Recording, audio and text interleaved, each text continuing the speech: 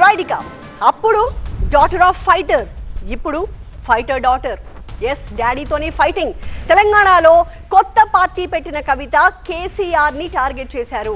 Party ఆవిర్భావ సభ సాక్షిగా కేసీఆర్ ని తిట్టిపోశారు. ఆయన మారిన మనిషి, మరమనిషి అన్నారు. ఇక మీదట కేసీఆర్ తోనే కొట్లాడతాను అని ప్రకటించారు కవిత. కేసీఆర్ గారి మీద ఈగ వాలితే కూడా ఊరుకోము. రేవంత్ రెడ్డి గారు ఆనాడే మీరు గన్ను పట్టుకొని ఉద్యమకారుల మీదకి పోతే మిమ్మల్ని చుక్కలు చూపించినాం. మా నాన్న తెలంగాణ హీరో, ఆయనపై ఈగ వాలితే ఎవరికైనా ఇత్తడైపోద్ది అంటూ వార్నింగ్ ఇచ్చిన కవిత ఇప్పుడు కొత్తగా పార్టీ పెట్టాక కేసీఆర్ పైనే కొట్లాడతానని ప్రకటించారు. కాళేశ్వరంలో అవినీతి జరిగిందన్నమాట చెప్పిన, అంటే అవినీతి జరిగిందని చెప్పిన నన్ను బయటేసి అవినీతి చేసిన పందికొక్కుల్ని పక్కన కూర్చోబెట్టుకున్నారు చూడు. అది మన కేసీఆర్ కాదు, అది మన కేసీఆర్ కాదు. కాదు, ఆత్మలేని మరబొమ్మ ఇప్పుడున్న కేసీఆర్ మన కేసీఆర్ కాదు. మన కేసీఆర్ అయితే కళ్ళెత్తి చూసే ధైర్యం ఉండకుంటుండే, కాళ్ళు మొక్కేటటువంటి తత్వం ఉంటుండే. ఇవాళ అది మన కేసీఆర్ కాదు. కాబట్టే ఎదురుగా నిలబడి కొట్లాడుతున్నా. కేసీఆర్ మన మనిషి కాదు, మరమనిషి అన్నారు కవిత. తెలంగాణ ఉద్యమ రథం ఎక్కడో దారి తప్పింది. తెలంగాణ ప్రజల ఆర్తిని అది అర్థం చేసుకోలేకపోయింది. డెఫినెట్గా సామాజిక తెలంగాణ రథచక్రం అనేది విరిగి ముక్కలైపోయింది.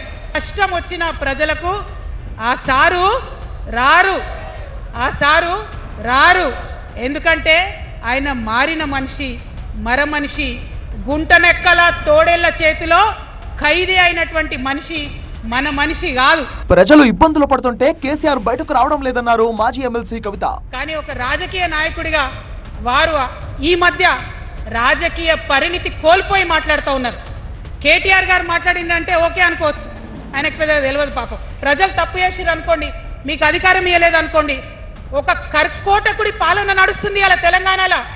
ఇబ్బంది పడుతున్నారు ప్రజలు, గోసపడుతున్నారు, ఏడుస్తున్నారు.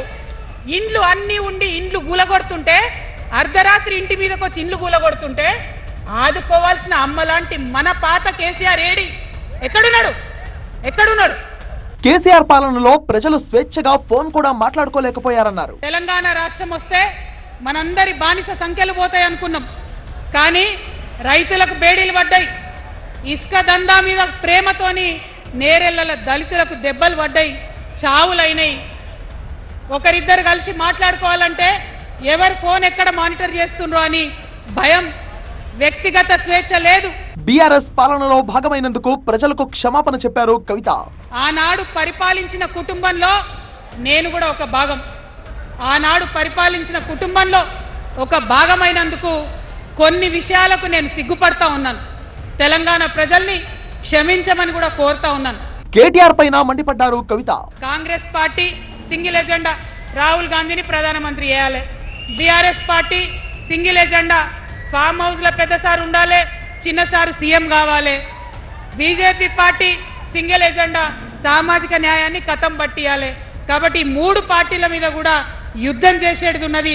ఫైనల్ గా తెలంగాణలో అమ్మ పాత్ర పోషిస్తానన్నారు కవిత.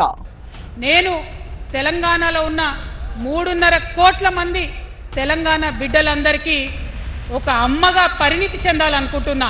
మరోవైపు కవిత వ్యాఖ్యలపై మండిపడ్డారు బీఆర్ఎస్ నేతలు. కేసీఆర్ విషయంలో ఆచితూచి మాట్లాడాలని సూచించారు.